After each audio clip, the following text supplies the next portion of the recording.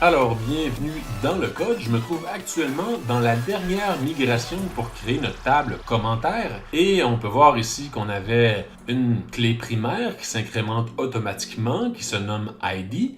On a aussi notre champ de texte, qui est une chaîne, et on a aussi la possibilité d'ajouter la date de création et la date de modification. Et maintenant, si on veut poursuivre, c'est d'ajouter une relation. La première étape, c'est qu'on va devoir éventuellement modifier la structure de cette table-là afin d'y ajouter un lien vers la clé primaire de notre modèle utilisateur. Et on pourrait le faire directement ici. Ça serait possible de modifier la table directement dans ce fichier-là, sauf que peut-être que notre application est déjà en production. Si on la modifie là, ça va supprimer la table actuelle pour en créer une nouvelle. Donc, ce n'est pas vraiment ce qu'on veut. La bonne façon de procéder, je dirais, c'est de créer une nouvelle migration. Avec PHP à RTISAN, espace make, migration. Et le nom de la migration, ça serait, par exemple, comments add belongs to user. Je vais tout mettre en minuscule. Une migration qui va me permettre d'ajouter une relation avec la table user. Et cette relation-là, c'est belongs to, de cette manière-là. Et voilà, la nouvelle migration a été créée. Encore une fois, on se retrouve avec une méthode up qui est vide. Et avant de compléter cette section-là, je suis allé sur le net dans la section Migration de Laravel et j'ai trouvé justement que c'était possible de modifier ou de créer une nouvelle table grâce à Schema 2.2.table. On va pouvoir spécifier le nom de la table qu'on aimerait modifier et ajouter les champs nécessaires pour notre nouveau récit utilisateur. La documentation est aussi très complète. Il nous explique comment générer de nouvelles migrations, la structure des migrations, comment faire des rollbacks, si on a appliqué une migration et on voudrait la retirer. La section des tables nous permet de définir comment on fait pour créer des tables, renommer des tables, supprimer des tables. Au niveau des colonnes, on peut en créer, on peut appliquer des modificateurs, on peut supprimer des colonnes et les index servent justement à indexer ou à améliorer la performance lorsqu'on va exécuter des requêtes. Et si on va dans la section Creating Table, on peut voir ici Increments ID, ce qu'on a déjà fait. On peut aussi regarder cette section-là qui nous permet de définir des informations pertinentes à MySQL. Si on veut spécifier l'engin qui va nous permettre de faire des relations, tout ce qui est intégrité référentielle est supporté entre autres par l'engin InnoDB. Si on veut supporter le UTF-8, il va falloir éventuellement le spécifier. Donc, il y a possibilité de définir ici des configurations directement en lien avec MySQL. Si on veut renommer des tables, si on veut supprimer des tables, si on veut ajouter des colonnes. Et ce qu'on peut voir ici, c'est qu'il y a une liste exhaustive de tous les types. Donc, big increments, big integer, binary, en binaire, booléen, des vrais et des faux, des caractères, des dates, des décimales, des énumérations, des floats, des données JSON, des données JSON binaires. Donc, il y a vraiment plusieurs types qui sont supportés par le quadriciel Laravel et ça vaut la peine, avant de créer une nouvelle table, de s'assurer qu'on sélectionne le bon type. Et ce qu'on peut voir ici, c'est qu'il y a aussi Soft Delete. Ça me permet de faire semblant qu'un enregistrement est supprimé. Le Soft Delete, finalement, c'est si je veux supprimer tous les commentaires d'un utilisateur, ils ne seront pas vraiment supprimés de la BD. Il va simplement y avoir un champ qui se nomme Deleted at pour spécifier la date à laquelle l'enregistrement a été supprimé. Les enregistrements ne seront pas récupérés lorsqu'on va faire une requête SQL, mais ces enregistrements-là sont encore dans la BD. Donc, ça peut être utile avant de supprimer tout un tas d'informations. Avec ça, on est un petit peu plus confiant qu'on pourra récupérer facilement les enregistrements qui ont été effacés. Et il y a aussi des column modifiers. Les column modifiers, encore une fois, on peut voir le charset UTF-8, on peut voir le auto-increment lorsqu'on a des clés primaires qui doivent s'incrémenter. On peut utiliser le after column. Ça peut être intéressant pour dire « j'aimerais que cette colonne-là soit après telle autre colonne ». On pourrait ajouter un commentaire associé justement à notre champ en MySQL ou en Postgres.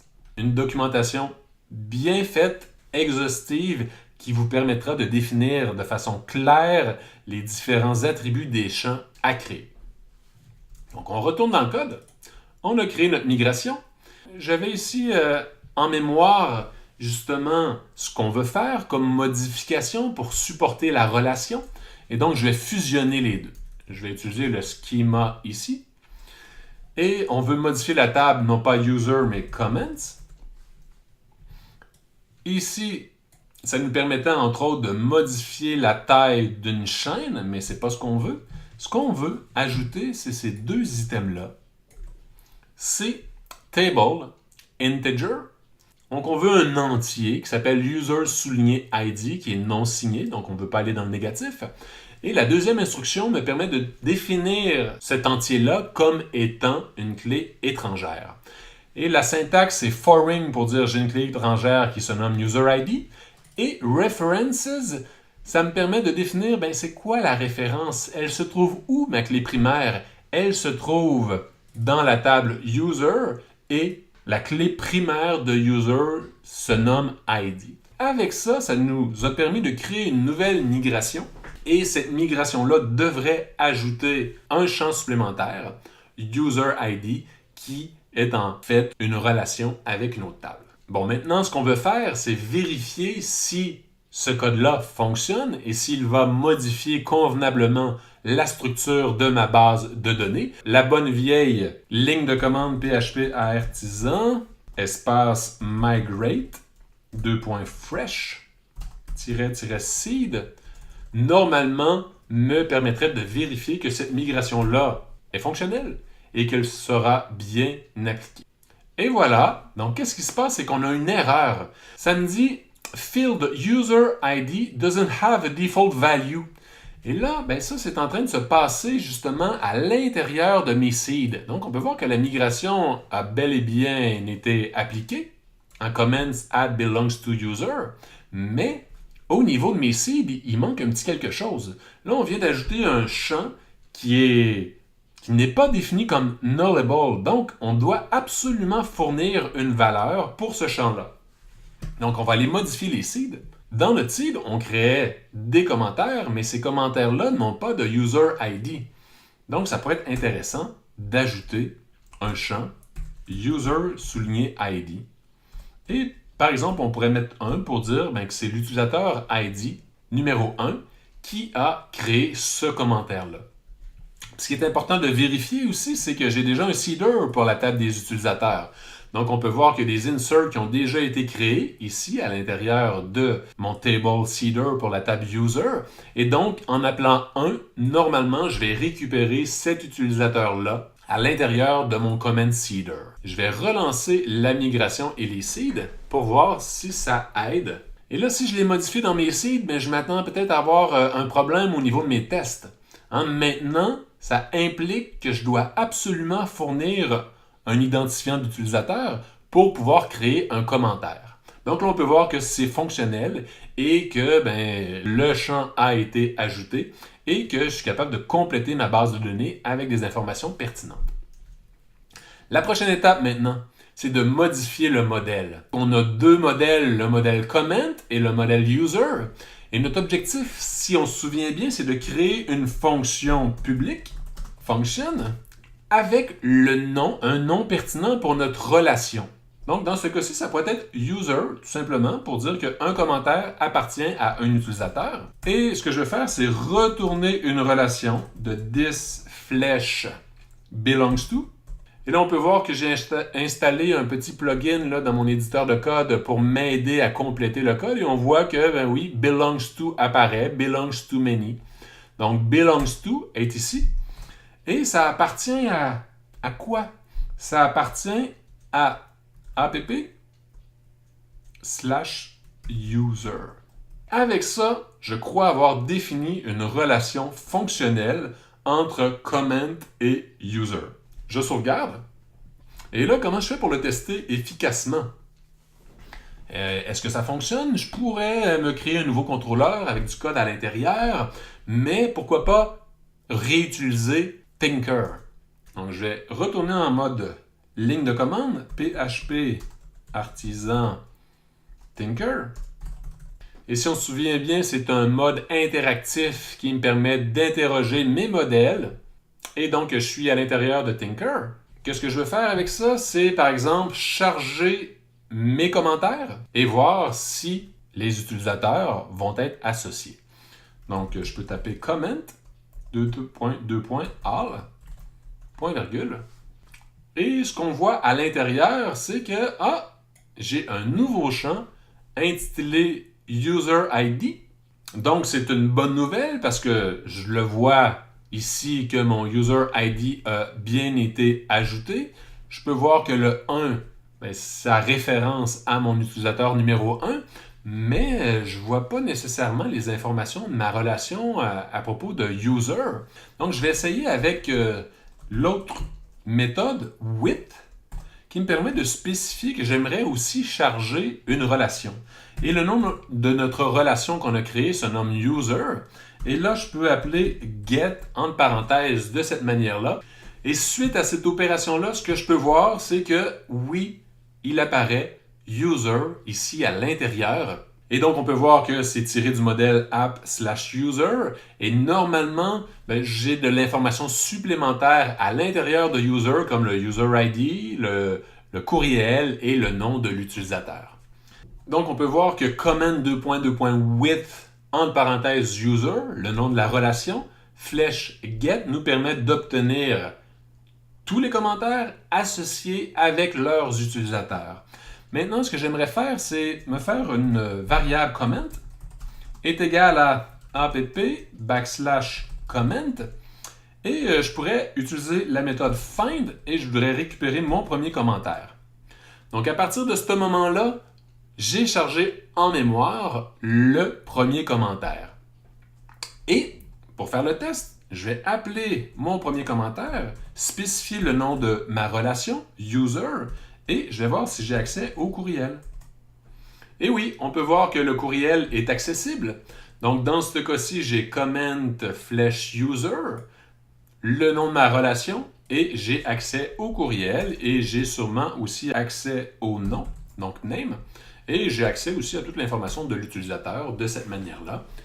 Et on peut voir que l'utilisateur a un identifiant, un nom, un courriel, un avatar, des dates de création qui n'ont pas été convenablement définies et éventuellement un accès à un profil. Donc tout ça semble très intéressant, ça semble fonctionner pour la relation belongs to.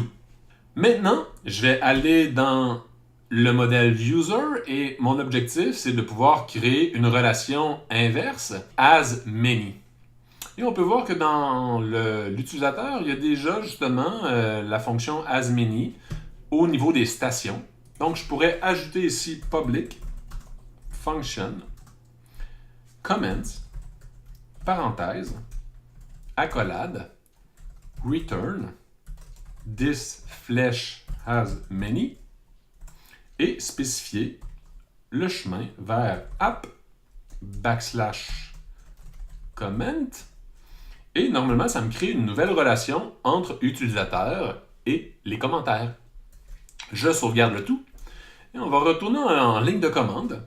Tantôt, ce que j'avais fait, c'est que j'avais une requête pour récupérer un utilisateur. Donc, on va faire la même chose. On va dire pour l'utilisateur $user, je vais appeler app/user, find. Donc, je vais récupérer un utilisateur en premier, l'utilisateur numéro 1. Donc là, normalement, après cette opération-là, ça charge en mémoire mon utilisateur. Et là, je peux appeler $user, flèche comments, entre parenthèses. Et ce que je peux voir, c'est que ça me retourne une erreur. Ça me dit que comments, C-O-M-M-E-N-T-S, entre parenthèses, n'a pas été défini. Mais pourtant, je l'ai bien défini ici à l'intérieur. Et le modèle user que j'utilise est bien celui-ci. Donc peut-être que c'est au niveau de Tinker. Je vais faire un CTRL-C pour sortir de Tinker et y revenir. Et je vais lancer exactement les mêmes commandes. pour voir si le problème était relié à Thinker. User est égal à app/user find 1. Et voilà. Et je vais taper user flèche comments, point virgule. Et oui, c'était en cause de Thinker. Donc, il a fallu que je redémarre Thinker pour pouvoir avoir accès à cette nouvelle relation-là. Et donc, si on monte doucement à l'intérieur, on peut voir tous les commentaires qui ont été créés. Si on se souvient bien, dans nos seeds, on a une centaine de commentaires créés. Et on peut voir que tous les commentaires sont maintenant disponibles. Donc, j'espère que ça vous éclaire sur comment créer une relation. Donc, en résumé, j'ai créé une modification à mes migrations. Donc, je suis venu ici. J'ai créé une nouvelle migration pour ajouter une clé étrangère vers ma table user. Donc, de ma table comments à ma table user. Puisque ce n'est pas identifié comme nullable, j'ai plus le choix maintenant d'ajouter de l'information à l'intérieur du champ User ID. Donc, j'ai modifié mon seed pour définir la valeur du User ID. Et j'ai défini mes relations. Donc, dans Comment, j'ai ajouté une fonction publique User qui retourne la relation belongs to en pointant vers le nom du modèle. Et j'ai créé une fonction Comments return this has many qui pointe vers le modèle commentaire. Et j'ai pu vérifier le tout grâce à l'outil interactif Thinker qui me permet entre autres de vérifier les relations entre les tables. La balle est dans votre camp. Maintenant, je vous lance le défi de faire la même chose et d'explorer les différentes relations possibles avec l'ORM Eloquent.